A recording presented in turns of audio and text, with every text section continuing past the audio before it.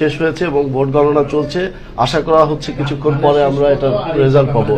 আপনার কি মনে হচ্ছে ভোট কেমন হলো, রিঅ্যাকশনটা কি? না, আমরা তো এই কথা কিছুক্ষণ আগে বলেছি, আপনার আমাদের রিঅ্যাকশন দিয়েছি আমরা প্রেসের সামনে।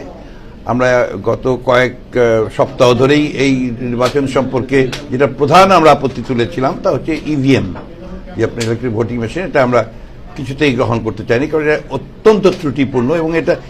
এবং এখানে আজকে আমাদের ঢাকা সিটিতে যে দুটো কর্পোরেশন যেটা ব্যবহার করা হয়েছে, এই দুটো সিটি কর্পোরেশনেই আপনার প্রথমবারের মতো এইবার এই মেশিন ব্যবহার করা হচ্ছে।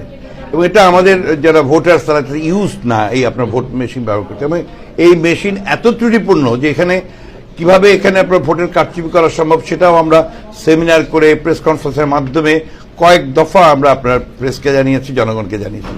তারপরেও তারা অবিচল থেকে এই মেশিনেই ভোট নিয়েছে, যার ফলে আপনার যেটা হয়েছে যে আপনার এখানে কখনোই একটা ত্রুটি মুক্ত তো দূরের কথা, আপনার শুদ্ধ একটা অবাধ একটা নির্বাচন অনুষ্ঠানের কোনো সম্ভাবনা এখানে নেই এই মেশিনের কারণে।